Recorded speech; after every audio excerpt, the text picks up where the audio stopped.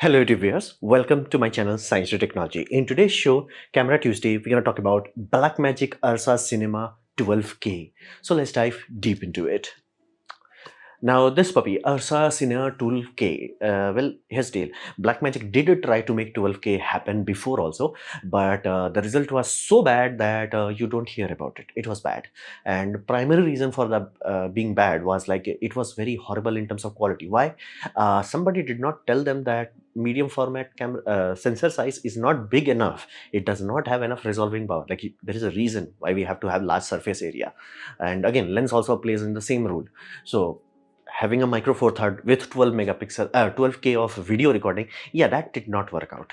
So this time they have learned from their lesson and they have made this puppy larger. So this is a almost 2x larger. So it's a full frame system, so every pixel site is big enough where it actually has some detail. It's almost, otherwise it would be the same as like your mobile phone having 100 megapixel. Does not matter. So fundamentally, if you want very high fidelity, you do need large surface area. Actually 12K is useless. Practically speaking, 4 is good, 8 upper limit. There is very few lenses that has resolving power for 8K. You can like, oh, IMAX has 12K. No, those people do not know what they're talking about. The only time where you have 12 or 36K resolution, yeah, those are telescope. Lens cannot allow you to achieve that resolution. You need first surface reflection to achieve that. So there is a limit of glass itself. So you can have like, I have 12K, I have 36K, I have Hulu, but it means nothing. After 4K, point of diminution. After 8K, yeah, you're doing it for lol sake. And that's why all movies, yes, including Oppenheimer, all are mastered in 4K. You can capture in whatever you want. You can digitize the film negatives at whatever resolution you want. But at the end, the actual final product would be 4K, even if it's shot in red 8K and all that. So 12K is bonkers. It's unnecessary, like physics wise unnecessary. Lenses are like, bro, we do not have that kind of resolving power. You need first surface telescopes to do that. So, but what are they trying to do? Well, they're trying something different. This is the bare filter array that if you know anything about early digital photography, we had very few megapixels, not even megapixel. Like VGA was a thing, QVGA was a thing, 1 megapixel. The first phone camera that I was like serious was about Sony Cybershot 3.1 megapixel. That was a big deal. So back in that day, they had to figure out a way to figure out how to get color out of a black and white sensor. So we put color filter on top. Problem was our eyes do not have balanced color input, meaning you may think we see red, blue, green at the same. No, we do not. So when we were trying to digitize it, they realized very early on, especially at low megapixel, it looks ugly if green is not over exaggerated. So bare became the standard. So you have red, blue, double green. Now the reason is that that's the closest way our eyes sensitivity works. We are ludicrously sensitive in green. So in small megapixels, that was the easiest way to make the photo look photo-like, where it was like, okay, I can see it. So we started this and this became the default of everything. But again, it's not physically needed once you have high enough megapixel, but it was needed in the early days. So we started with this. Right now, unless you have something very unique, most likely you have this. So what Blackmagic did was something different. With their 12K sensor, you have enough resolution, so they dropped it. So what they dropped, like in this bare system, you get 25% data for red, 25% for the blue, 50% for the green, and you calculate all the missing colors. So it's unbalanced. You can see green is overpowering. So here they halved it. What you get is 16.67% for the red, 16.67% for the green, 16.67% for the blue. So all the color is matched. Consequence, because again, it's now had to calculate much larger percentage, you better have very high megapixel. 12K is bonkersly high megapixel. 8K requires 33 megapixels. So yeah, it's bonkersly high in megapixel. So what about that W particles, that white blocks? This is their approach. So what they are doing is that they have RGB W pixel array. So W is luminance channel, because in digital cinema or digital video files, we have a luminance component that is independent of color component. Our eyes have a different sensor for luminance, which we call rod cells. We have cone cells for color, and we have rod cells for photons. Basically, it just tells on or off. So the idea is this is closer to that. So benefit is now you have 3 balanced colors, so calculation would be perfect, and you have a luminance data. Benefit of that is that if calculations are done correctly, you will get a lot of luminance, a lot of dynamic range, a lot of low light sensitivity, even though your physical pixel size is tiny because of the ludicrously high megapixel. So this is their Blackmagic's ace up their sleeve. That's how they are thinking that this time it will be different. Be mindful, this is the same thing they tried with the 12K, but it was tiny sensor. So this time they have given the sensor enough breathing room where it will make sense. Hopefully this works. So they are doing that. Is there another benefit? Yes, because of the pixel values that are equivalent on board processing, meaning on the sensor, behind the sensor where you have what we call analog to digital converter, a lot of advanced computation can be done when you have balanced system. So they can do oversampling without any issue. Basically, they do not need pixel binning. That is a big deal. Meaning, if you've seen any cinema camera, because they have to give raw output, if you change the resolution, it crops in. It goes from like, this is the, let's say 40 millimeter lens. It's like this. Awesome. You're like, hey, I think the file size would be huge. What if I make it smaller? It crops in. You do it even so, it crops in. Same again, even in Blackmagic's own camera, second camera that they released. But this time, because of this pixel array, it allows the computer on board to do amazing work. And benefit is no oversampling, meaning you're gonna get no pixel billing. So you are shooting at 12K, awesome. You're gonna get full, let's say 35 millimeter lens, 35 output. Now, like, what if I want 8K? Again, 35 output. What if I want 4K? Again, 35 output. It does not change. Where for a raw file, that's bonkersly awesome. Raw video file, that's like, damn. So this is a really good achievement of this technology. Many people did request from a cinema's point of view that they would like a little bit of punch in. So they have this 9K, which is a little bit punch in, that in all modes that are available. Most likely explanation I have is that most lenses do have a bit of artistic distortion. You may desire it, then you'll be like, I want full of it. You may be like, I'm not feeling it, so crop it. That's up to you. That's the best I can figure it out. It does not make sense. Why would you have that? But again, they wanted it, they got it. And because of this white luminance channel, they can do 16 stops of dynamic range. Now, this is the biggest claim from Blackmagic. Now, is this 16 stop same as RE's 16 stop? Hell no. RE has reached a point 17 stop, and RE has such a good reputation and enough experience where if they say 17, that means it's almost touching 18, and the quality rendition is on the next level. So we do not talk about that. So do not expect this puppy to beat that. However, if this is good enough where it's like a comparable to, let's say, 14 or 15 stops of other quality cameras, that would be awesome. Now, this time they have learned their lesson. Now they are giving you high FPS, meaning if you're even at 4K or 8K, you can go up to 200 frame per second, which is significant, because be mindful, that was the USP, a unique selling point of Red cameras. RE does not have very high refresh rate. Their idea is very simple. You are using us to shoot movie. Let's say you are using that to shoot Sherlock's, and where you need like high speed camera, you're gonna use a phantom camera. So what's the point of giving us, like, medium format? But Red understand that music people love that, TV show love that, so they are going all in into that. RE is like, bruh, I don't care. So this Blackmagic is like, okay, what if I celebrate both of them?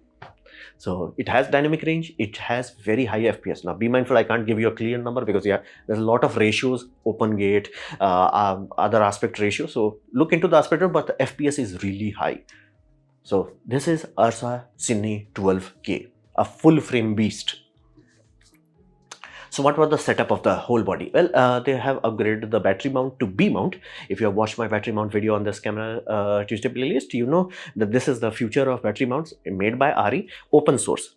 RE is like a champion of it. It's an open source system. The primary benefit is, compared to V mount and T mount, this puppy not only has proper data communication, as you can see, signal data and signal clock.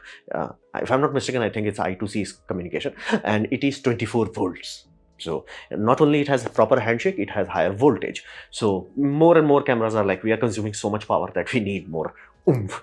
So 24 volt system, that's a very desirable system, very robust mounting. And because, be mindful, RE is big. The cinema camera department, that's big. Then they have an even bigger department known as lens. Then they have even bigger department known as lights. So if they make something accessories wise, trust me, it becomes a very big thing. So there is a very good chance this B mount will slowly take over. So this is the first company other than RE that is using that. And in terms of ND filter, they have inbuilt ND. Now ND filters, there are two technologies that is available. First technology is you put a LCD screen on front of it, the polarizer part of it, that you change by liquid crystal. Benefit, you get smooth, constantly variable ND filter. Sony's are using that. Consequence of that is fundamentally you are putting too much stuff in front, so color rendition does suffer, but it gives you exponentially high flexibility. So it's far more desirable for, let's say, documentary, where you do not have the luxury of, right, I exactly want this, I have that exactly. So in those scenarios, people just like, shut up, take money, give me that. That is far more flexible. Quality wise, a bit less. So when you're making for cinema, people want the utmost quality. So for that reason, it has a old school glass level, and because again they do need a bit more reinforced infrared coating, because of that white pixel, it will get cooked if you do not have infrared cut. So you have 2 stops, 4 stops and 6 stops, like full glass plates. So inbuilt ND. Then it has 2 big and bright display. Now Blackmagics are very good at making good displays. They just do not know how to put it in their pixels. Like, just if they had just put hinge there, that would have been like awesome. But they're like, what if we stuck it on the side?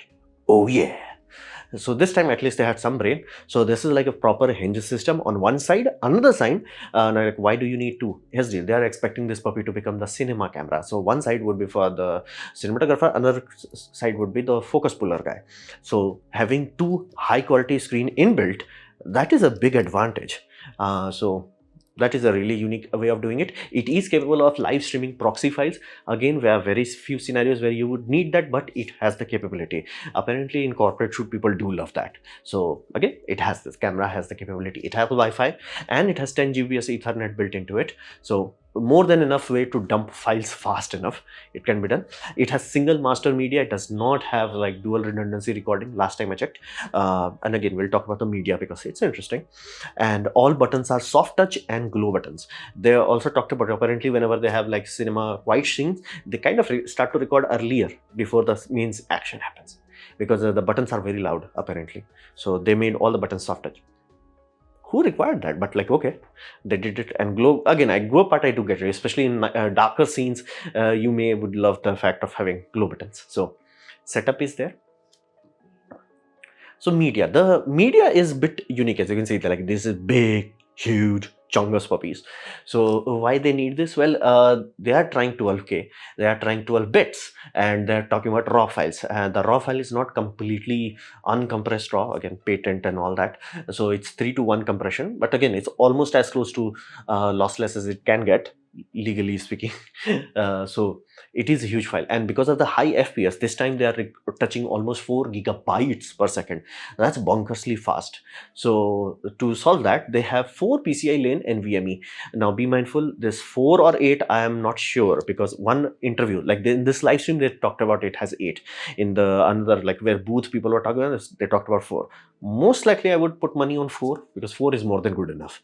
8 is like unnecessary. So 4 lanes, PCI has generally lanes, so 4 lanes I do expect it. Now they have talked about, because it's a lane, and they're gonna release an adapter variant where this card can be replaced in such a way where instead of having memory in that card, it will just have 2 slots for CFast Express type. And I'm actually confused. Like, CFast was designed to solve this issue. CFast has 3 physical formats. Type A, used by Sony for some reason. Type B, which is XQD's upgraded variant. So 2 PCIs, basically PCI Express lanes. That's why speed is like, if you compare the A card to B card is 2x of that. Why? Lanes. It has 2 lanes. There is supposed to be a C, big card, specifically designed for cinema camera. It's supposed to have 4. That's why I'm more comfortable with 4 PCI lane. It makes sense. So I thought they will use that, but nobody has used RE. Again, they make their own proprietary. Sony, they had their own proprietary. Now they are falling back to like weird things. So I'm like still waiting for somebody to make that. But they decided like 12K and that high FPS, they kind of needed their own solution. So they built this solution. Now, thankfully, they are not red. They actually made 8 terabytes of media at price is surprisingly low. It's like around $1,700. Like, compare this to red. That's why I'm saying price is surprisingly low for 8 terabyte, and they are working on 16 terabyte. It should be announced by the end of this year. So that's good. Now 3:1 media reader is created directly for that, because they realize if you're buying this sort of setup, your time is valuable. So they're not investing time on making one small unit now. just get this talk. And again, they are also very comfortable with data wrangling. They are a production company which works with a lot of broadcasting, so they have a bit of experience in that domain, and it shows here. It's a rack mount component. If you are working on a big production, they many times have bus trucks where they just deal with all that. This unit will just slide right in. Data wranglers will love this idea. That's why the handle, the large capacity, everything shows that they know who's gonna use it. So it's there. And now it does support USB-C out as a directly writing on SSD. Now, can you do that? Yeah, nowadays that's easy. Nowadays you can. We have exceeded the useful thing. Now, personally, I find all of this solution very weird. It's like, I get it. In normal consumer market, we do not have anything that sustains this sort of speed. There is another market, big market, actually much bigger market than this tiny market, is called enterprise. Go to enterprise market, tell them I need something this small with this much power requirement and it should be able to sustain that. They're like, bro, we had this 15 years ago. That was super expensive back then. Now, like, this is our second-hand cards. Like, there is ruler SSDs, we call it. It has double capacity than this. It's designed for hot swapping. It's designed for to be robust, designed to be withstand vibrations and all that. So it's like why? Like, just Tokyo drift from, like, go to the same company, go to same Western Digital, just Tokyo drift to another, like, instead of like the commercial department, go to the enterprise department. They have solutions for that rather than making up proprietary stuff. And that's far more progress that you can make. That puppies are tested. So I do find it odd. Like, all companies, be it RE, be it Red, be it this, is like, at least thankfully Red has improved, and now they're using CFast and normal cards rather than their proprietary. But that's, I find it odd. I find it odd. So what's the philosophy of this camera? Now here's the deal. This is Blackmagic going all in. They did try the 12, it did not work out very well. Like, Linus Tech just bought the cameras and used it, and like, yup. And again, flat out, if anybody says, oh, 12K or 80K, they do not understand about physics. Fundamentally, under the known laws of physics, glass does not allow you to. That's why we invest billions of dollars on mirrors. You need first surface reflection. If it has to go through it, it will get, basically decoherent, so to say. So there is a reason, unless you have a huge surface area. That's why the film cameras, we have to have huge sensors. Like, that's why 65mm surface area is used for IMAX negatives. You have to have large surface area. So having, oh, Micro Four Third has like 12K, I'm like, what the hell are you smoking? So thankfully they have learned that you have to have big sensor, and they have an even bigger sensor under construction that is 17K IMAX size, bigger than the basically full frame one. So they're going all out this time, and the primary reason for that is Blackmagic is never talked about. Like, they're good, they're a good camera company. For low budget, they're like short of tech money. But nobody ever uses these puppies for cinema. Like, if I look into Sony Venus, long list of cinemas, like my personal favorite, Top Gun Maverick. If I look into RE cameras, almost everything else. If I look into Red, whatever else is remaining. So you get that Sony is there, RE is there, Red is there. And all those cameras are expensive AF. But people buy them, people rent them, people use them. So this is their approach, where they're like, no, we are in the same league as them. So the gentleman who was doing the interview, he was very honest about it, and I did like that. It's like, we do not have any A-tier movie where we can say we were the, what you call, primary camera. Of course, people have used Blackmagic cameras in main movies, but they were like, for this niche case, we find Blackmagic to work, B case camera or behind the scene cameras. But nobody was like, okay, this is the puppy. So they are trying to do that. Basically, now they are ready to go with the big boys, and pricing starts at $15,000. Now, from other camera companies, it's free. From Red's point of view, this is like chump change. From RE point of view, bro, our media starts at this sort of price. So let this be very clear. $15,000 may sound very bonkers for Blackmagic. From a cinema point of view, look into the price of other those puppies. It's like, don't even compare. It's like, this is free. So they have understood this part, that people will pay for the equipment if it's good enough. If the art director likes the feel of it, it gets done. So that's what they are doing it. And people talk about it, it's like, isn't that like a Blackmagic idea, like very cheap camera? Here's the deal. This is an inspirational camera for them. Like, they have very clear goals with this. The philosophy of this camera was very simple. Go YOLO on it. Put as much as you can put into it, and let's see what happens. So that's why the 12K is not that impressive, but the high FPS for a cinema camera, that is impressive. The fact that they have two high resolution screens, that is impressive. The fact that they developed their own proprietary format, again, stupid, but it is impressive.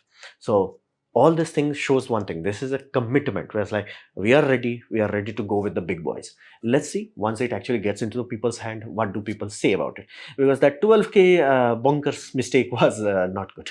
You need large surface areas. Like, somehow people do not resolve surface area is required for megapixel like surface area must have surface area. RE also have a big ass daddy variant, that is their mega 65 RE65. It's so expensive, nobody buys it. It's like they don't even sell it. It's only for rent. It was used for Endgame, Joker, things of that nature. So this is the philosophy. That's why the price was like, lol, just make as much as you can put in. I love the fact that, like, things about this is shows that somebody put money into this. I hope them success, because again, the more competition, better for us. So this was my presentation on this new Blackmagic URSA 12K. Hopefully you have liked it, learned from it. In that case, please click the like button, share it amongst your friends. That will help me a lot. If you didn't like it, didn't enjoy it, I urge you to press dislike, press twice to show me extra disappointment. Please leave a comment, because I do try to reply to all of them. Subscribe, press the bell icon if you are free, and as always, thanks for watching.